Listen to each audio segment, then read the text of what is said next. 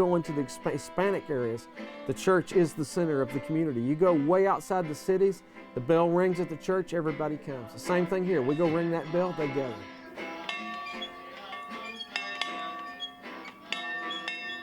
On Sunday mornings, a call to worship echoes through the trees of a Fort Worth neighborhood. Those who answer belong to a tradition that crosses borders and spans centuries. Here in this modest chapel, Father John Parnell holds Mass for the Mexican Catholic Church, one of the oldest religious bodies in Texas. It was the original church, and everything else was added later. As the flags changed, as the governments changed, the Mexican church just continued on, which it all had its roots in Spain.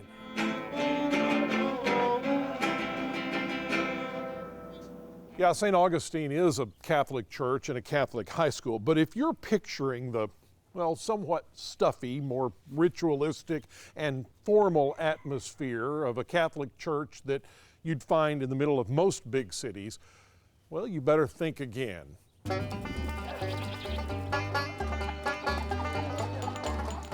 You know, like my hours on my office, it says if I'm here, I'm open. If I'm not, I'm closed.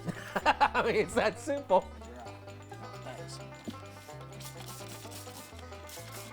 To me, heaven is a lot like Texas. I believe that it's a lot like Texas, except up there you don't have to pay for a cigar. They just give it to you. The original Catholic priests in this state rolled cigars because this was currency. You see, we didn't have U.S. dollars. We had silver, we had gold, or we had tobacco. St. Augustine Catholic Church is a modern-day version of a frontier Spanish mission. The church has a hand in every aspect of daily life, from survival to education to entertainment. Agriculture supports the entire effort. Father John rolls cigars for trading, chickens run through the yard, and nearby farms produce food and livestock. We have our own water sources, we have our own farms.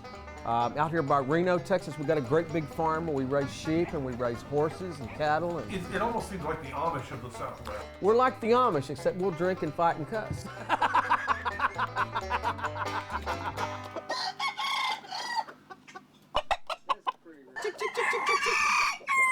I feel like I just stepped out of the United States right here into someplace else, and I'm not sure where I am. What is all this? Well, you've stepped back about 2 centuries in history. This is Texas the way it was 200 years ago. We're living history. You know, we are the church as it was brought to Texas. It hasn't changed very little.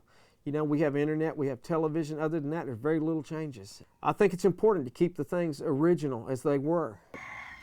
All right, what we're going to do today, we're going to change heels, and that's probably one of the most common things that we do. So basically, you start rolling that thing back. I like to save the nails because, you know, shoe repair supplies are getting scarce. 200 years ago, priests in these churches wore many hats, and here in Fort Worth, nothing has changed.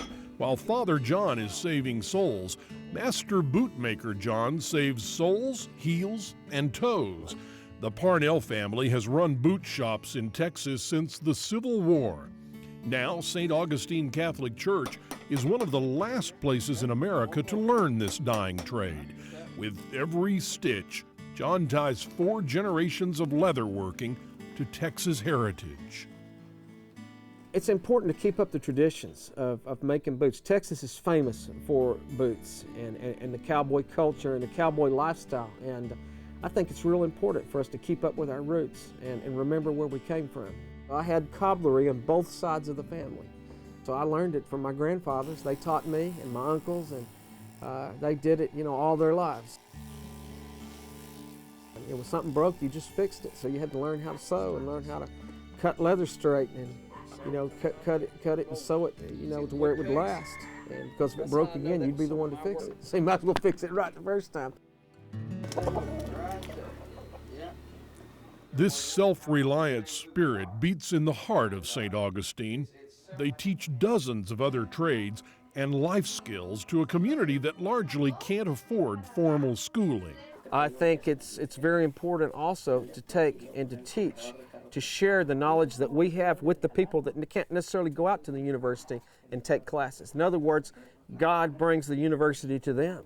The Texas economy was the Wall Street of the West. Every high school diploma, construction certification, or driver's license earned represents a life John's congregation has improved. As the saying goes, give a man a fish, he eats for a day. Teach a man to fish, and he eats for a lifetime.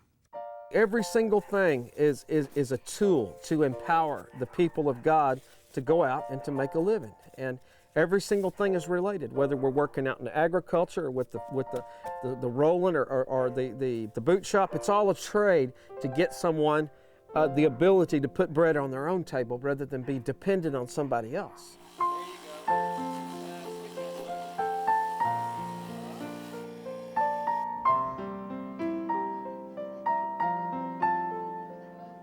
At St. Augustine Catholic Church, life is free from the chaos of modern demands.